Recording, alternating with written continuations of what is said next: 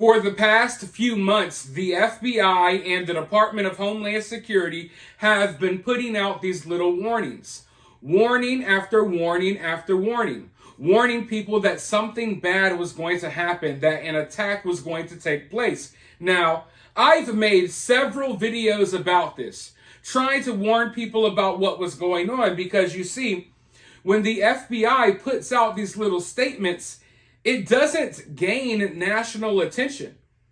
So the Department of Homeland Security and the FBI have basically been telling everyone since October that attacks are going to happen on American soil. But a lot of people don't know this. But after months and months of warnings, they warned us that something was going to happen on Thanksgiving. They warned us that something may happen on Christmas. They warned us that something bad was going to happen on New Year's Eve. The NYPD was preparing for something big. They were preparing for an attack on New Year's Eve. Well, after months and months of warnings, an attack actually happened last night.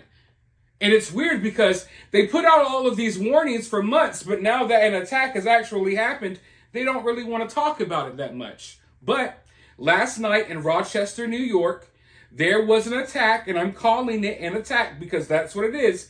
There was an attack at a rock concert, a New Year's rock concert in Rochester, New York. A guy by the name of Michael Avery, he rented out a car and then he filled it with gas. Now listen, I'm not talking about him filling his gas tank. No, I'm sure he had a full tank of gas as well. He's on surveillance video, going to several different stores, buying tons of gas containers. The investigation is still ongoing, but the last time I checked, it was reported that there were over a dozen filled gas containers in his vehicle. The last time I checked, the number was 16. 16 gas containers filled with gas in this vehicle, right? Michael takes this vehicle. He waits until the end of the concert when everyone is pouring out, right? So there's this whole large crowd right outside of the venue. And then he decides that he's going to take his rented vehicle with the 16 canisters of gas inside, and he's going to drive as fast as he can and ram right into this crowd, hoping that these gas canisters would cause this big explosion and he would kill a lot of people. Well, the only problem was, as Michael is headed as fast as he can towards this crowd, a car pulls out. Now, like I said, the investigation is still ongoing. I've heard that this was maybe an Uber or a ride share, and there were two people in the back seat that were leaving the concert. But instead of Michael plowing right into the crowd, he hits this car on accident. Now, unfortunately, the two people in the back seat of the car that Michael hit have passed away. But if Michael didn't hit that car, there would be a lot more deaths that we would be talking about today. This situation would have been way worse than what it was. It would have been catastrophic. He would have barreled right into the crowd and the car would have exploded in fiery chaos. Who knows how many people would have been killed or injured. But because this car pulls out at the last second, Michael hits it and Michael's car goes up into flames. Like I said, the two people in the back seat of that vehicle were killed. The driver's in critical condition. He's still alive. There were still a few bystanders that were injured. But the craziest part is, I can't show the footage. I don't think YouTube would allow me. But there's footage out there, and you can see, after this crash, Michael's car is in flames. You see Michael get out of the car, and he is just like a walking flame ball. He looks like the Human Torch. I don't know if you've ever seen, the stuntmen, when they wear those special suits and they set them aflame. You see Michael get out of the car a walking flame ball. Really scary stuff. Really scary stuff.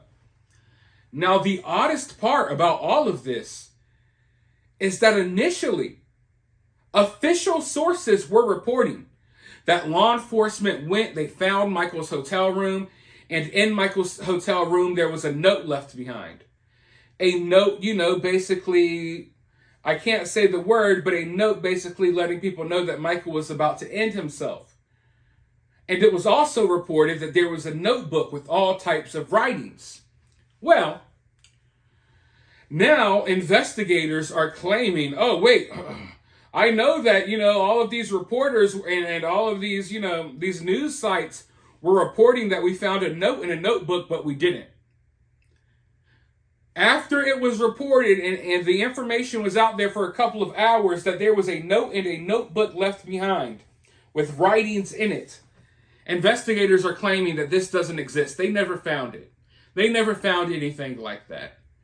They're saying that they don't know the motive, and they're being hesitant on calling this a terror attack. Now, if they could link Michael to some type of right-wing extremism or something like that, I feel like we already would have known. But, oddly enough, and listen, I don't know if there was a notebook or a note left behind, but they reported that for a couple of hours, and then all of a sudden they're like, wait, no, there's no note, there's no notebook. We have no idea what the motive is. We have this guy that filled his car of gas containers and wanted to drive it right into a crowd outside of a New Year rock concert in New York, in Rochester, New York, but we have no idea why he wanted to do this. And I don't care what y'all say, the notebook and the note, it doesn't exist. So, I don't know, folks. I do find it weird, some of the coverage that I've seen of this so far. I want to go ahead and roll some clips. Before I do, I need you all to do me a big favor. I need you all to subscribe to this channel if you haven't already, and I need you all to hit the like button. It's free. It only takes a few seconds. Click, okay? But with that being said, I'm going to roll these clips, and then I'm going to be right back with more thoughts. All evidence point to the suspect as 35-year-old Michael Avery from the Syracuse, New York area. The suspect passed away last night. He has not been scientifically identified, but we are in the process of confirming his identity. We have been in contact with his family since yesterday. Avery traveled to Rochester, New York, in his personal vehicle on or about December 27th and checked in at the Wood Spring Suites in the town of Greece. On December 29th, at about 2:45 p.m., Avery rented the Ford Expedition from a car rental agency at the Rochester airport.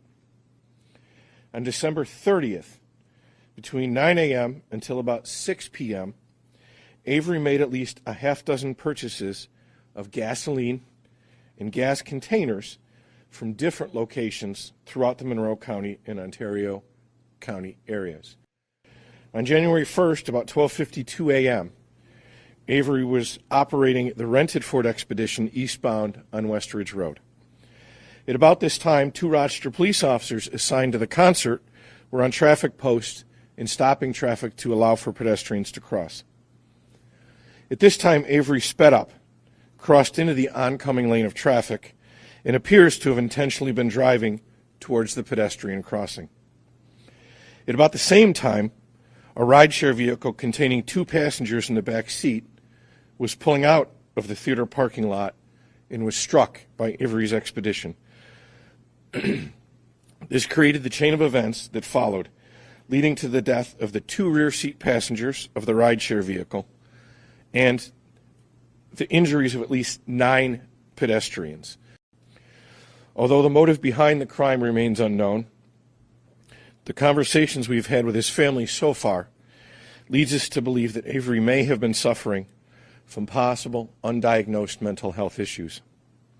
At this time, we've not been able to identify that there was anyone else involved in the crime or that it was part of a larger plot.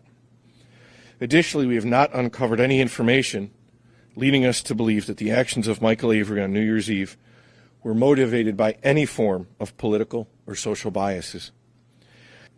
There are lots of questions. I have lots of questions. Everyone up here still has lots of questions. Why Rochester?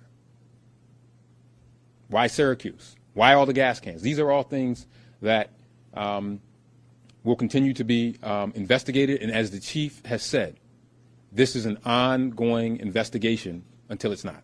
What I can tell you is so far we've uncovered no evidence of an ideology and no nexus to terrorism, either international or domestic, so far in the investigation. I don't know, folks. It's just weird to me because, listen, if you guys have been watching my channel, you know about these warnings that they've been putting out there.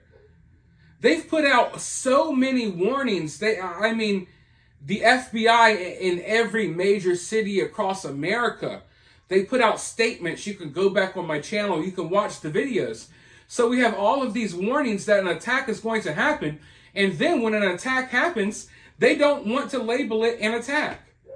They want to just, pussyfoot around and not call things for what they are. And it's like they don't want us to know the motive. For months, you've been telling us that something like this is going to happen. Now something like that happened, and now you don't want to talk about it? Oh, but you wanted to put out these warnings and scare everyone and get people in an uproar. You wanted to put out the little warnings to go ahead, and cover your bases for when something happens. Because, listen, every time something crazy like this happens, there's one thing all of these crazy individuals have in common. They're always on the FBI watch list. They're always known, okay? Law enforcement knows of these people before these attacks happen. Every single time. They're like, oh, he was on the watch list. Or, oh, he was, they were more than likely aware of this dude. Now, they said that they've talked to his family and that he was going through mental health issues and stuff like that. I don't know the dude's motive. Obviously, I don't know the dude's real motive. But we know there's been a lot of unrest going on. With all of this Israel and Palestine stuff, there's been protests in New York every single day. They're shutting down the airports, all of that stuff. I don't know how many of you all know this. I don't know if you watched like the New Year celebrations this year, watching the ball drop. Maybe you watched Ryan Seacrest or the Cooper dude, Anderson Cooper. I don't know if you all realize this, but they did a real good job with the camera angles, okay? Because as they were showing you the New Year celebrations, right off camera, there were protesters trying to break into the celebrations and shut it down. People were being arrested. There were, fighting with cops, trying to get through the fences, all that stuff. So as you were watching Ryan Seacrest and Anderson Cooper sip their champagne and talk, and you are watching these singers perform, there were literally protesters going crazy right off camera. So I don't know if this is tied to anything with the Israel and Gaza stuff, but that's just, a possibility that's out there. And if it was tied to that, I don't know how ready law enforcement would be, to let people know that. Because there seems like there's this push to kind of cover up some of that stuff that's going on as well. But for now, we're going to wait. We're going to wait, and we're going to figure out some more details. Like I said, it's extremely frustrating for me that they've been warning about these attacks for so long, and then we get an actual attack, and they don't want to call it that. They want to play around and act like, oh, well, who knows why this guy filled his car with gasoline and drove it into the crowd. I mean, maybe it wasn't an attack. It's so stupid, but this is the world we live in, folks. Let me know your thoughts down in the comments below. While you're down there, if you're feeling generous, you can donate to the channel via Super Thanks, or you can donate directly via Cash App, or for free. You can help the channel by sharing the video, liking the video, subscribing, ringing the notification bell, and all of that good stuff. But with that being said, I'll talk to you all very soon in the next one.